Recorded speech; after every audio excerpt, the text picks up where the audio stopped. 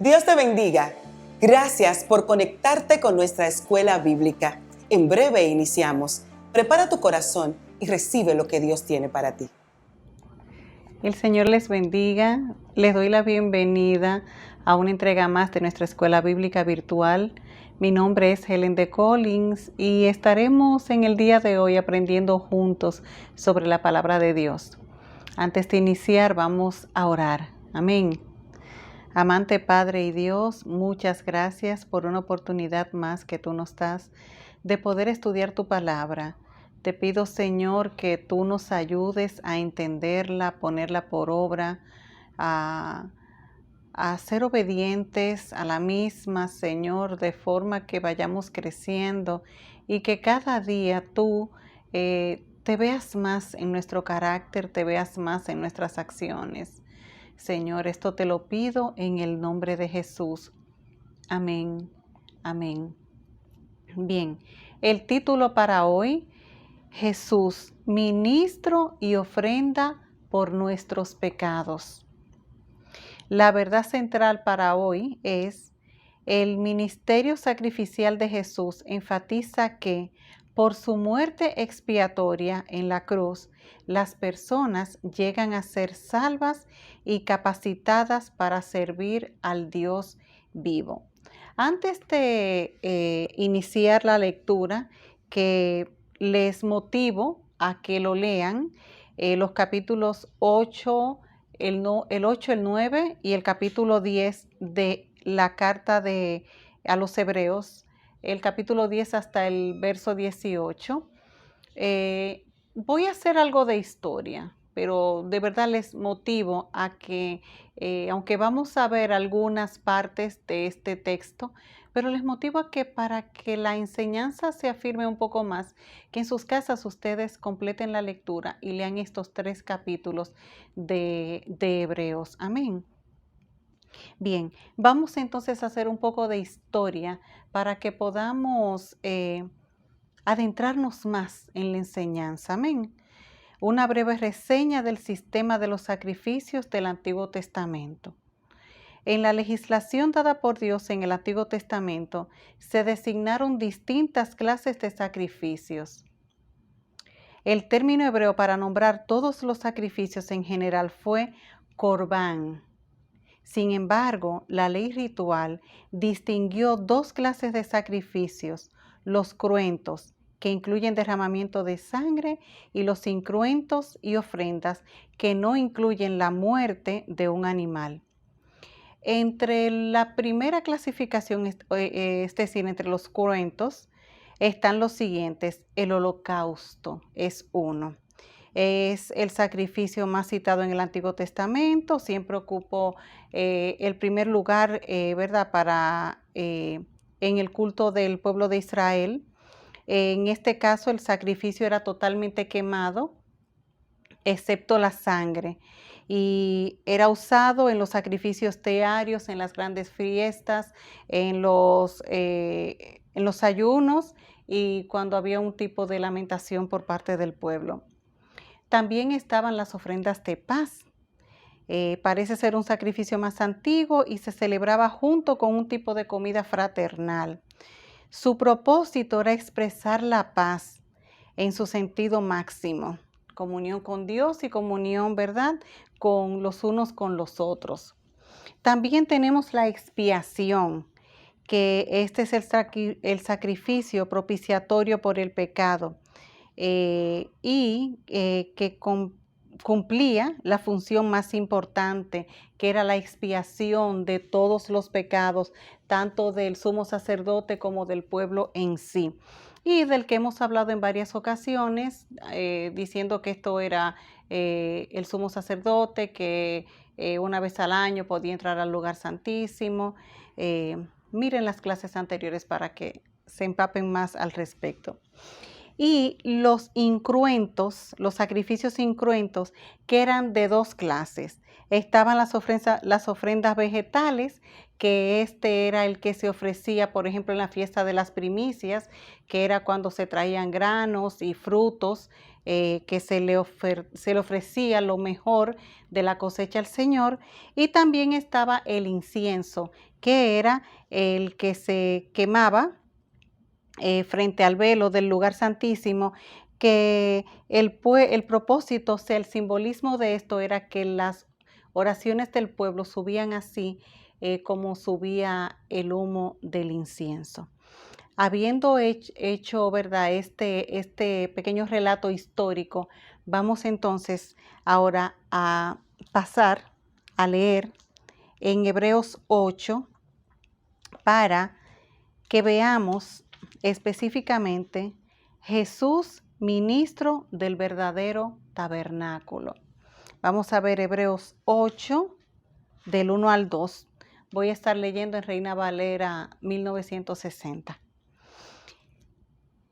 Tiene por título esta lectura, El mediador de un nuevo pacto. Dice, ahora bien, el punto principal de lo que venimos diciendo es que tenemos tal sumo sacerdote, el cual se sentó a la diestra del trono de la majestad de los cielos, ministro del santuario y de aquel verdadero tabernáculo que levantó el Señor y no el hombre.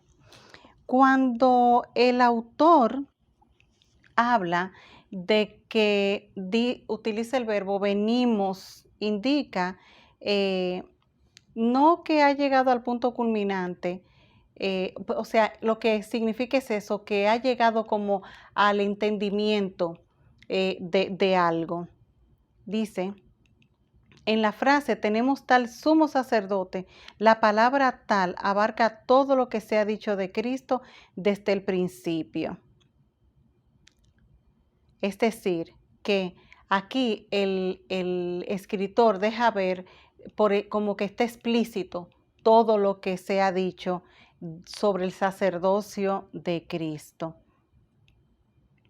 Las palabras se sentó a la diestra del trono de la majestad en los cielos hacen referencia a lo dicho en el Salmo 110:1 que dice, Jehová dijo a mi Señor, siéntate a mi diestra. Lo anterior nos recuerda que Jesús, al igual que Melquisedec, era rey y sacerdote. Esto nos hace pensar, ¿verdad?, en su carácter de rey y además en su carácter de sacerdote. Jesús es el verdadero sacerdote. En el verso 2 vemos que dice que el sacerdocio judío en sí mismo enseñaba la existencia de un santuario celestial. Todos los arreglos del tabernáculo y sus rituales fueron hechos después que Dios mostró a Moisés un modelo en el monte Sinaí. Eso nosotros lo vemos en Éxodo 25, 8 al 9, que también hablé de esto en una clase pasada, donde el Señor le mostró a Moisés todo lo que, o sea, con detalles, la manera en la que iba a ser el tabernáculo.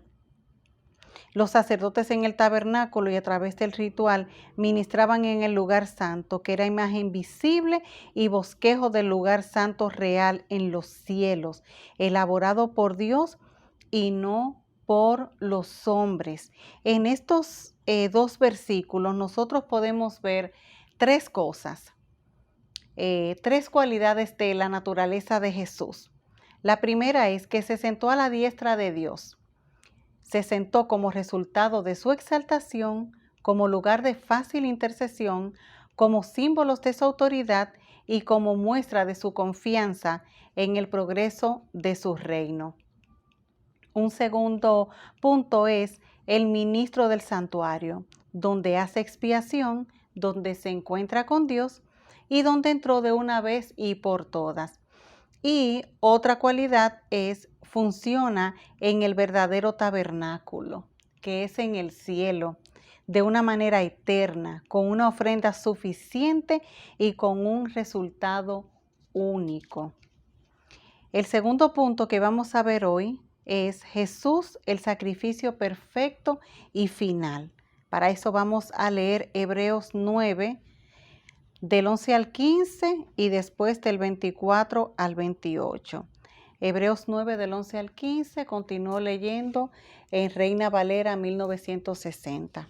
Dice así, pero estando ya presente Cristo, sumo sacerdote de los bienes venideros por el más amplio y más perfecto tabernáculo, no hecho de manos, es decir, no de esta creación, y no por sangre de machos cabríos, ni de becerros, sino por su propia sangre.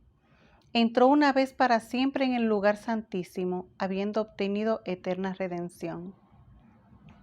Porque si la sangre de los toros y de los machos cabríos y las cenizas de la becerra, rociadas a los inmundos, santifican para la purificación de la carne, cuánto más la sangre de Cristo, el cual, mediante el Espíritu Eterno, se ofreció a sí mismo sin mancha a Dios, limpiará vuestras conciencias de obras muertas para que sirváis al Dios vivo.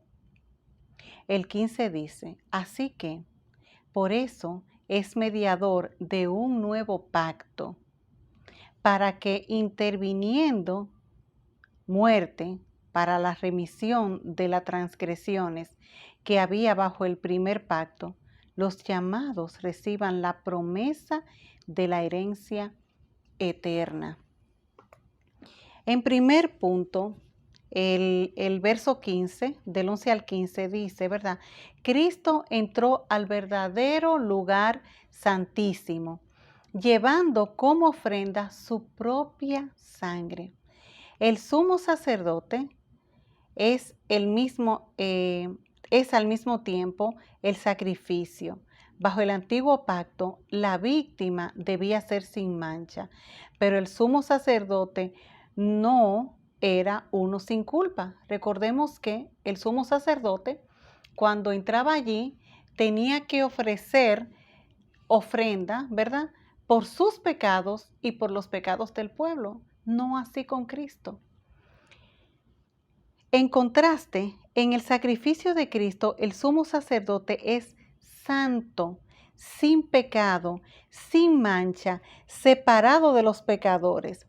Por lo tanto, Cristo efectúa el sacrificio con toda la grandeza personal de sumo sacerdote. ¿Por qué? Porque como les decía, Cristo no tenía pecado. Entonces, esto hace totalmente diferente un sacrificio del antiguo pacto y este sacrificio de Cristo, que por ser de esa naturaleza, ofrecerse el mismo sacerdote ofreciéndose, pues es algo que no es perecedero, es algo eterno. Por la maravillosa calidad de este sacrificio voluntario del Hijo, la conciencia de aquellos que le reconocen y le adoran como un Dios personal, vivo y eterno, puede ser liberada de la culpa de obras de muerte. El resultado final es que, con limpia conciencia, los creyentes pueden no solo relacionarse con el Dios vivo y eterno, sino que tienen la posibilidad de ser revivificados para servirle y cumplir sus propósitos. Es que, hermano y hermana, cuando nosotros adoramos a Cristo, quienes le servimos, quienes lo reconocemos como nuestro Señor y Salvador, ese sacrificio es tan poderoso que es capaz de regenerar la mente, la forma de vivir de quienes hemos decidido seguir a Cristo. Ese sacrificio no solamente nos da perdón de pecado, no solamente nos da vida eterna, no solamente nos libra de esa muerte eterna, ¿verdad?, sino que además ese sacrificio, al nosotros aceptarlo en nuestra vida, al nosotros reconocer el sacrificio de Cristo, eso también produce un cambio en la mente, en el corazón de quienes aceptamos a Cristo como Señor y Salvador. Vamos a ver los versos del 24 al 28 del mismo capítulo 9 de Hebreos. Del 24 al 28 y continúo leyendo en Reina Valera 1960. Dice, porque no entró Cristo en el santuario hecho de mano, figura del verdadero, sino en el cielo mismo para presentarse ahora por nosotros ante Dios y no para ofrecerse muchas veces como entra el sumo sacerdote en el lugar santísimo cada año con sangre ajena. De otra manera, le hubiera sido necesario padecer muchas veces desde el principio del mundo. Pero ahora, en la consumación de los siglos, se presentó una vez para siempre por el sacrificio de sí mismo para quitar de en medio el pecado y de la manera que está establecido para los hombres que mueran una sola vez y después de esto el juicio. Así también Cristo fue ofrecido una sola vez para llevar los pecados de muchos y aparecerá por segunda vez sin relación con el pecado para salvar a los que le esperan.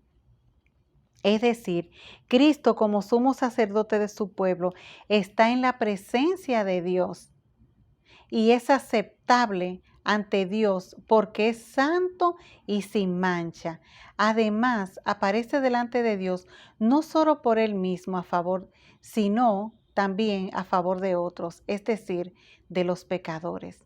Finalmente, es importante señalar que al ser el sacrificio de Cristo hecho una sola vez y para siempre, se debe afirmar que su sacrificio es eterno. Se le atribuye este carácter en el sentido de que su eficacia es eterna por la forma en que fue hecho, porque no fue un sacerdote cargado de pecados que iba y ofrecía por él y por otros. No, Cristo al no tener pecado hace un sacrificio perfecto que es eterno, que está vigente para usted que me está mirando. Si en este momento decide, quiere aceptar al Señor y comenzar a ser parte de su grey.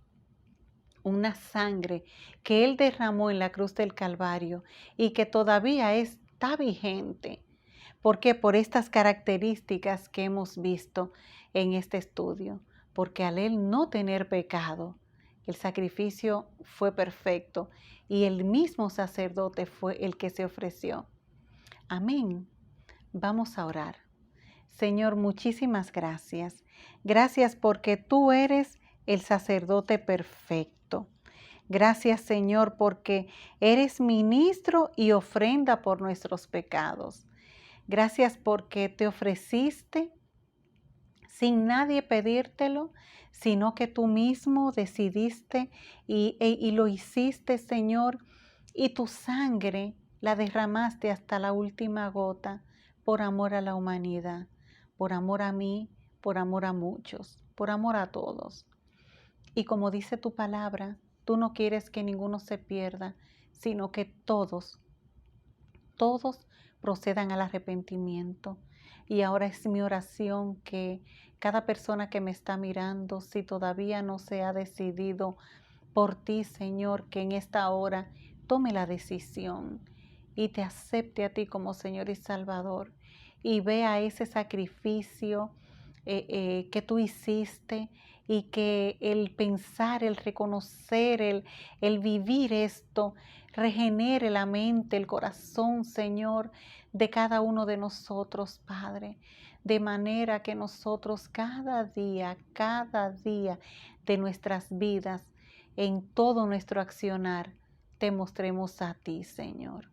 Dios mío, muchas gracias. En el nombre de Jesús. Amén. Amén. Bien, pues hasta aquí nuestro estudio. Les invito a que nos sigan como Congregación Cristiana Puerta Abierta. Estamos en Instagram, estamos en Facebook, tenemos WhatsApp. O sea, toda la información está apareciendo ahora mismo en la pantalla. Si usted no tiene una iglesia donde congregarse, venga, que juntos vamos a crecer en este andar, en este acercarnos cada día al Señor. Amén. Dios le bendiga. Hasta una próxima entrega. Nuestra escuela bíblica ha terminado. Nos encontramos el próximo lunes. Comparte este video para que bendigas a tus relacionados. Gracias por acompañarnos. Que el Señor siga bendiciendo tu vida.